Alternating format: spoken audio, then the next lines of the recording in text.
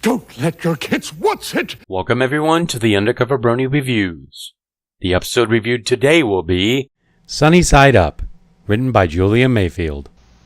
So, we finally have the first really good episode of this series outside of Portrait of a Princess, which was still great.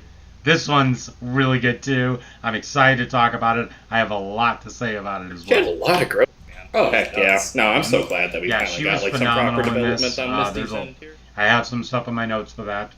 But we'll just kind of go through the episode.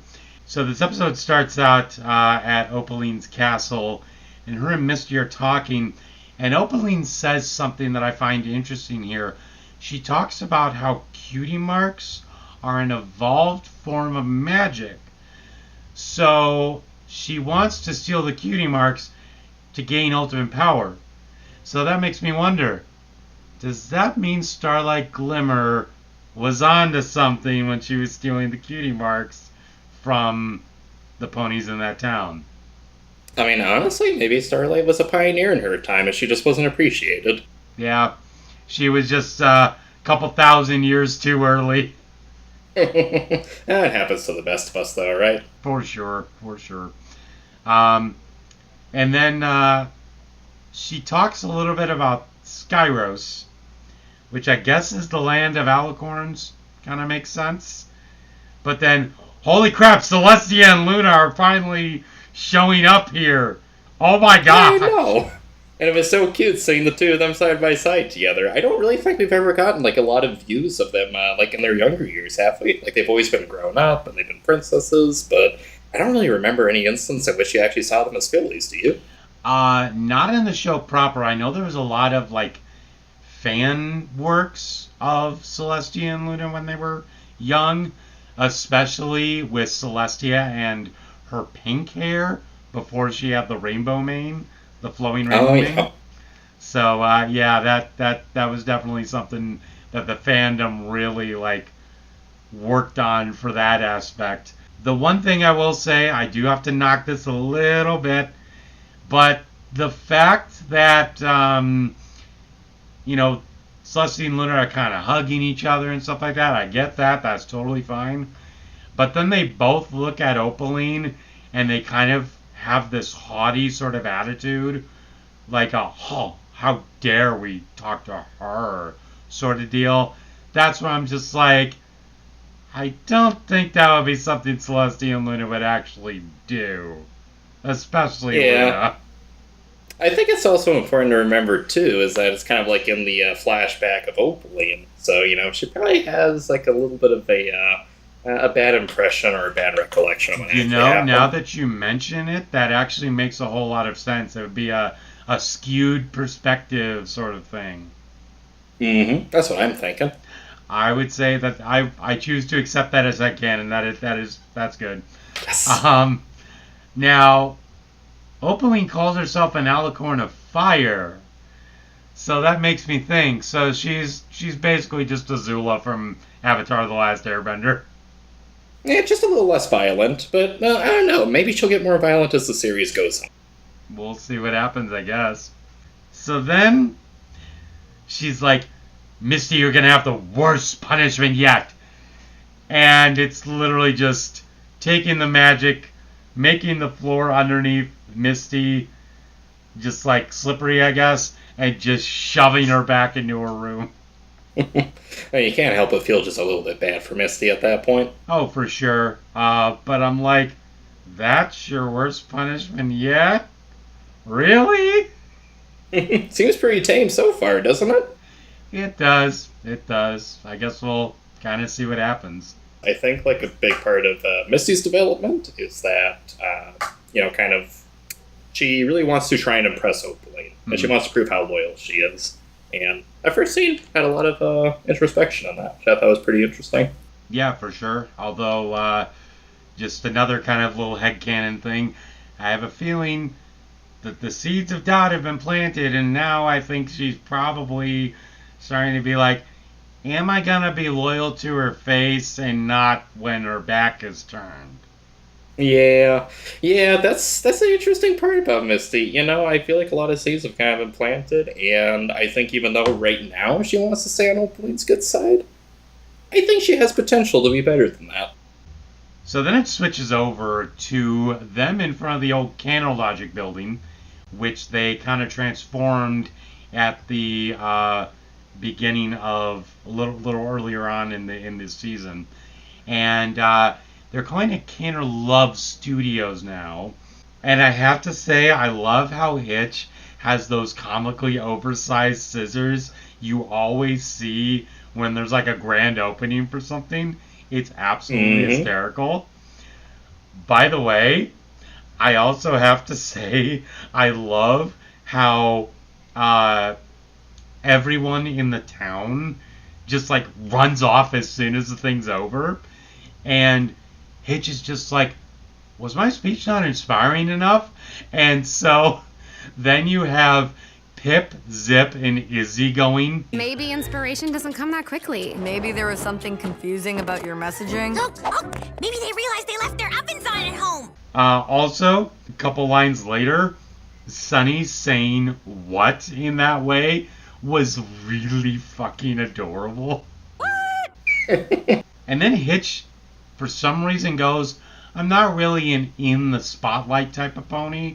And I'm thinking to myself, you're the sheriff? What do you mean you're not in the spotlight? What? Well, yeah, and I mean, if you look at the Jinxie games, the guy was literally performing in front of an entire crowd of people. Of course he's a spotlight character.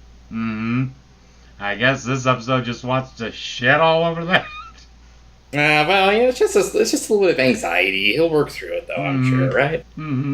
I do want to make a comment about how I found it was interesting when people, well, ponies, I suppose, when they were super excited about this community center, right? They were super excited. They were all in attendance. But then as soon as the community center opened, they were like, yeah, okay, whatever. I'm going to get out of here.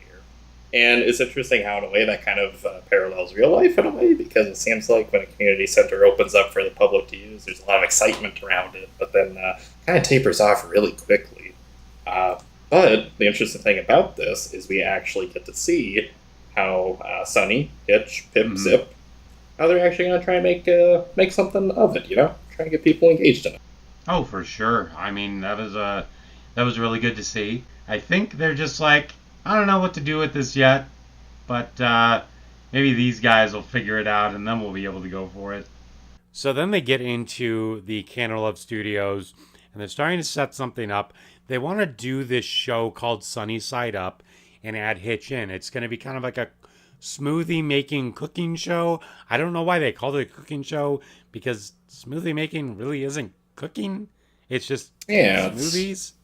So like, there's no cooking involved, you know? Yeah, I don't know why they said. Maybe it was just like hey, people will tune into cooking, not just a niche smoothie thing, something like that. I don't know. So Hitch is just like, I'm not gonna be good at this. I'm not gonna be good in front of the camera. And Pip is just like, I'll teach you everything you need to know. How to smile, how to stand, how to sit and smize when you can't stand or smile. Smize? Smiling with your eyes. I really like that because if you actually look into someone's eyes, you can see their emotions through their eyes. It's interesting to see. So she is absolutely correct on that when you get to see the genuine emotion with the eyes falling along the mouth movements, for sure. I gotta be honest, I kind of got a bit of a chuckle out of that, because first off, I was like, how the heck can you smile with your eyes? And when Hitch was trying to like show his version of smiling with his eyes, it was like his face was contorting and his eyes were kind of all mismatched. And I was like, okay, I mean, maybe for someone who's confused about what that expression means, this might not be the best representation for it. But you know what? I'm here for the effort he's put in. Yep. At least he didn't do what would happen in G4, where they would like start to maneuver their eyes and their eyes would start bulging out and stuff like that. So I guess we can thank that the 3D animation couldn't do that, I think. Yeah, we'll say it's blurst, right? Blessed but also cursed. Exactly, a blurst frame. I love that. Also, I have to say, Hitch is probably the most bumbling idiot I've ever seen in my life. I know I'm clumsy. I know my wife is clumsy. I'm not even that clumsy. I don't know what he was doing. Oh, it wasn't even necessarily that he was out of character, but it was just like, my guy, you're so wound up and so nervous about this. But then you pan over to Sunny, and she's like, whatever, it's a cooking show. I'm gonna, make my smoothies. It's gonna be a good old time. It was just so cool seeing, like, two so distinct personalities kind of, working with each other on the set to, make a smoothie. Yeah, for sure. That was really interesting. A really, really unique dynamic between the two of them. So then it switches over to Misty, where she's kind of stuck. Her hooves are stuck on the floor. She's trying to figure out how the heck am I going to get out of here. And she's like, I need my cutie mark magic to use. I need my cutie mark to use magic. And I'm like, no, you don't. And then she finds out a split second later, no, I have magic without the cutie mark. So I thought that was an interesting little bit there. And she eventually gets her hooves unstuck, and she goes to grab her phone, and she's like, she starts to be like triumphant, like, ha ha, Opaline, you can't cage me, blah, blah, blah. And then she gets scared back into her bed by that little mouse from earlier on that kind of scurries away. And so I have to say, I have this as a GIF.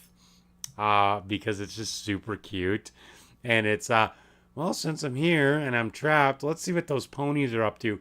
And the way she kind of slinks out of her blanket and picks up the phone and taps it with her horn, it's super adorable. Yep. Let's see what those ponies are up to.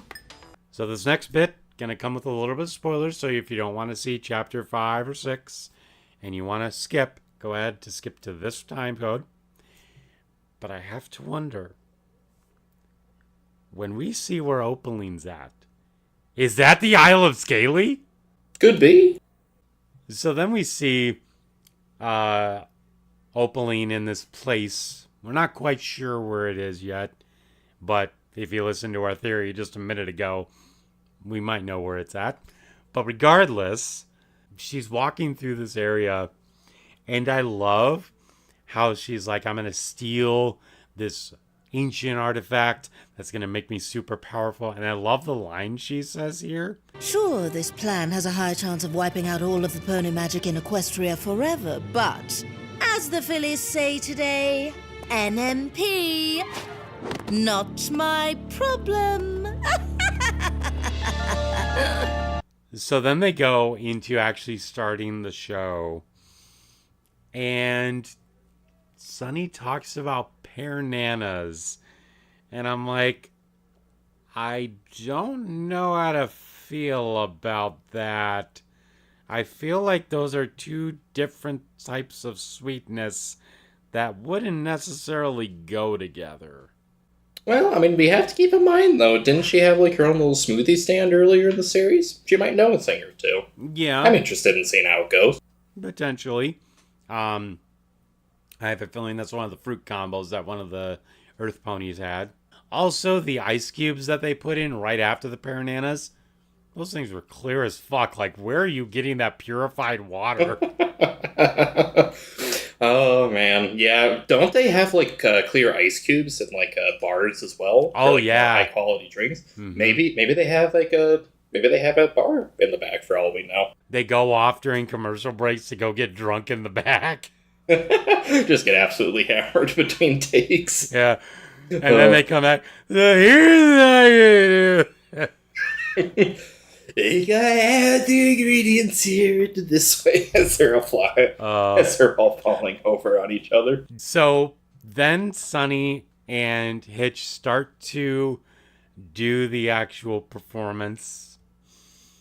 And it leads to a series of things that happens where Hitch like loses a bit of control, loses with his anxiety, and he slips, and some pear nana gets into Sunny's eye, and he goes up immediately to try to comfort her, be like, I'm so sorry. They both slip, and he gets the idea let's make this fun. He starts gathering up some of the pear nanas, and you just see Sonny going, don't you fucking dare. And they just start an all-out food war. It is hilarious. You wouldn't dare.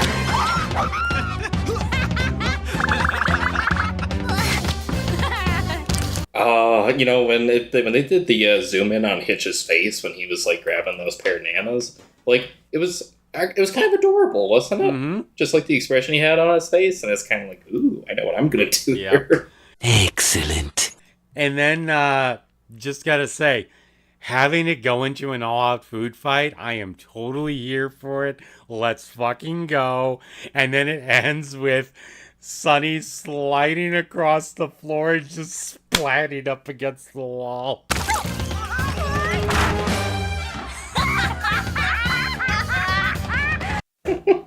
At that point, though, Pip was very quick to point out that the likes and the viewership started to skyrocket. They were becoming an internet success at that point. Everything about her streaming influencer.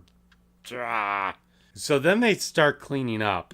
I love how Hitch basically says, Sparky, don't eat the food off the floor. Because Easy comes up and she's just like, hey, you found some food on the ground. And then he says it. And then they just both look so dejected from not being able to eat off the floor. Oh, found some floor food? Yum! Sparky, don't eat food off the floor! Aww. Has there been a 5-second rule for that yet, or what? Yeah, well, I mean, on top of that, too, it's good food. Why do you want to throw it away? Right? I'm sure that's, clean-ass floors. You just opened it. Well, exactly. When the building was just open, they can't be that dirty at this point. By the way, we are not condoning eating off the floor, just saying. Yeah, it's not something we would recommend doing. Yes. But for these characters, why the hell not? Also, why in the hell are you streaming the cleanup? We're losing viewers. No shit, Sherlock. What did you expect? It's just them mopping up the mess they made. What are you talking about, Pip? Well, you gotta keep in mind, though, with the way internet culture works nowadays, everything has to be filmed because good content could just be a moment away. And if you're not filming, you're not going to be able to capture those moments. God, now I'm just thinking of old school Vine where everyone would just go do it for the Vine. Be a little more intentional with what they want to do, Yeah. Now everything is just turning into fucking brain rot and it sucks. That's where I was kind of saying yesterday, I miss the internet prior to YouTube Shorts and Facebook Shorts and TikTok and all that. I can't tell you how long I've just been scrolling on my phone, watching one short after another. And it's like, I didn't even really watch anything of substance. It was just mindless content that I was just consuming. It's like empty calories, You go to McDonald's, sure, it tastes good, but it's not really benefiting you. And neither do YouTube Shorts, really. Yeah, the only time I like YouTube Shorts is when they do those little Reddit stories. But the sad part is most of those are fake anyway. Yep, and they have AI voiceovers too, which is kind of a disappointment. Yeah, the only good thing that I like is that now instead of the oddly satisfying clips in the background, it's now Trackmania clips.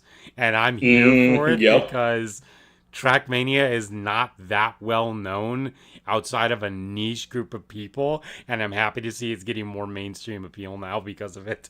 You know what I always like is I always like those videos with the Minecraft background and the characters jumping through different parkour scenes, and I absolutely love the YouTube Shorts that have cats in them, different hijinks they're getting into, kittens, all that type of stuff. Mm-hmm.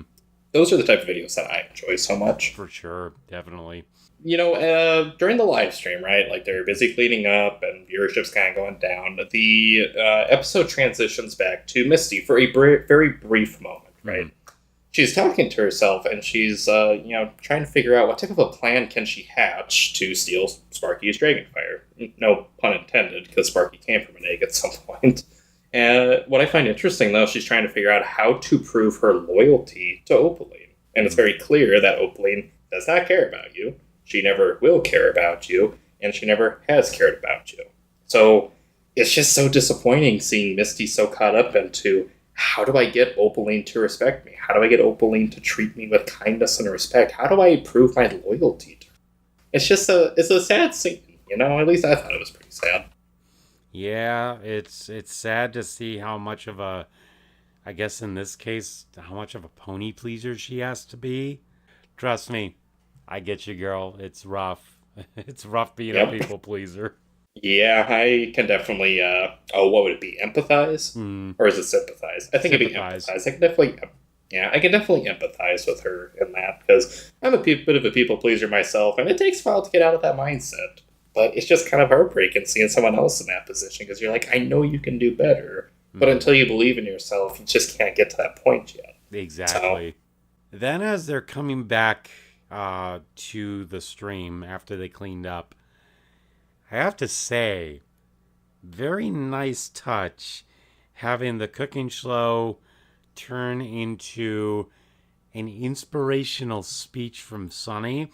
I'm not going to put the clip here because it's a good minute and a half of the episode, but I will say the inspiration she gives, how she's talking about how you're the only one that can make that decision for yourself and you got to believe in yourself, and how it was hitting Misty right in that same moment. That was wonderful. That is a rare moment when watching a live stream, no matter how disastrous it is. Turned out to actually be a good thing, because somebody was listening who really needed to hear that message.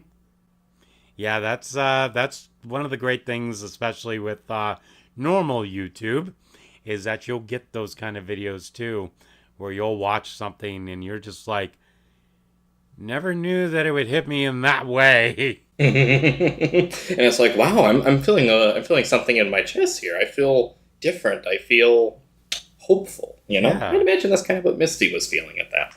What do I feel? My heart's fluttering a little bit. What is this sorcery? It's like, wait, what? I've got a heart. I have a heart. Where is it? Right. That was a great speech that Sunny did, though. Mm-hmm. And I do like how, since it's kind of directed at Misty there, not necessarily from Sunny directly, but the fact that it was hitting Misty in that way, it's further breaking down her reliance on Opaline, and I love that.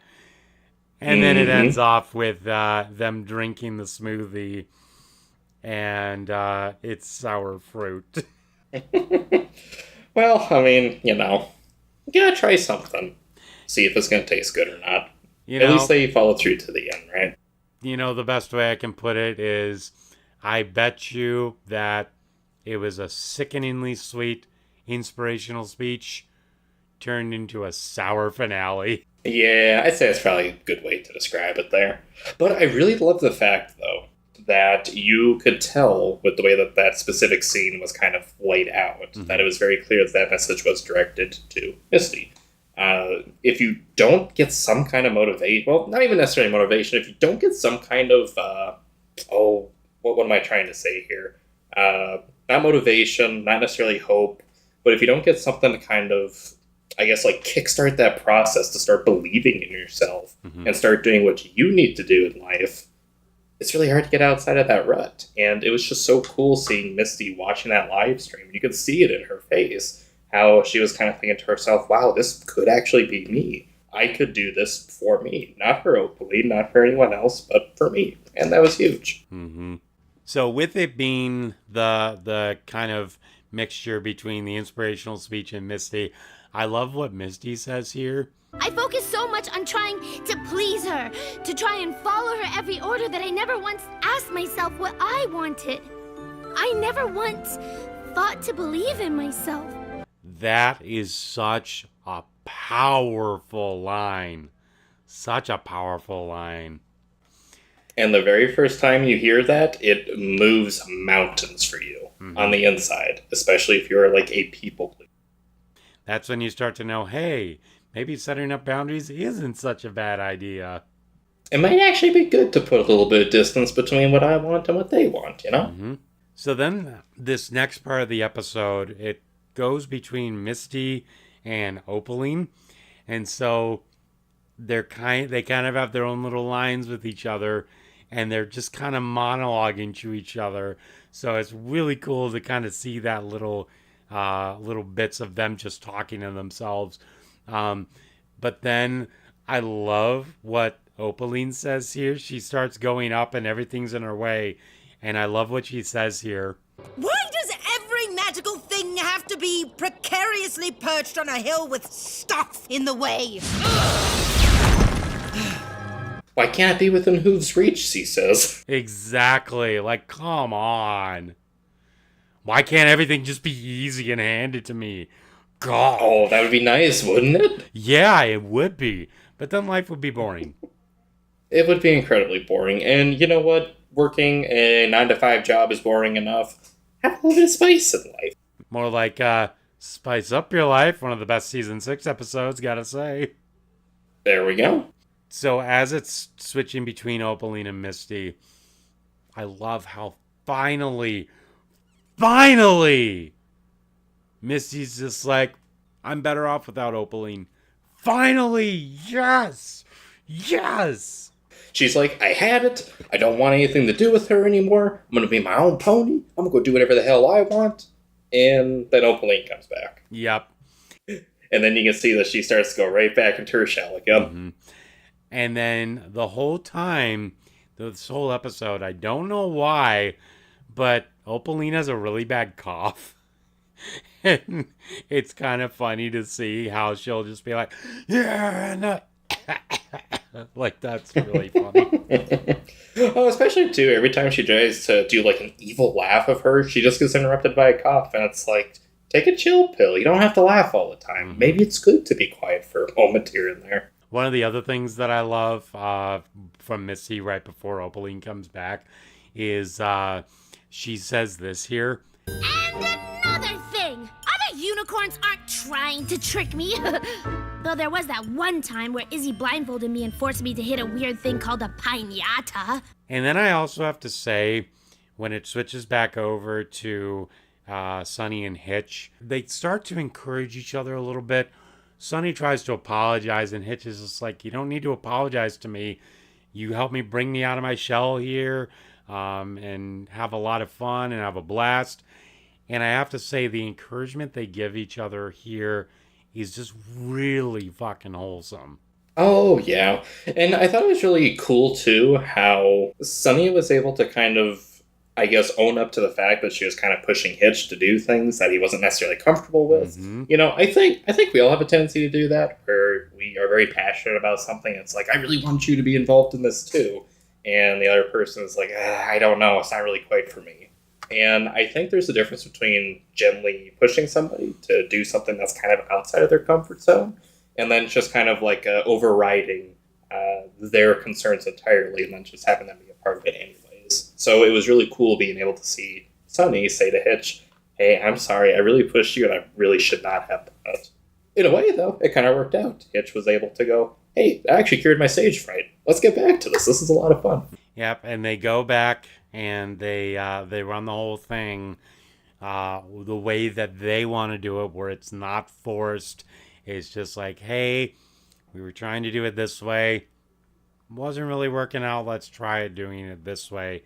Or it's kind of a more normal smoothie making show where they were following each other's lead. They were kind of like, I did say you can put in as much as your heart desires for a healthy meal, but it's really a cup and a half. And then Pip kind of goes and says, we're losing viewers, it's plummeting. And it's like, stop with the bull crap about the viewers.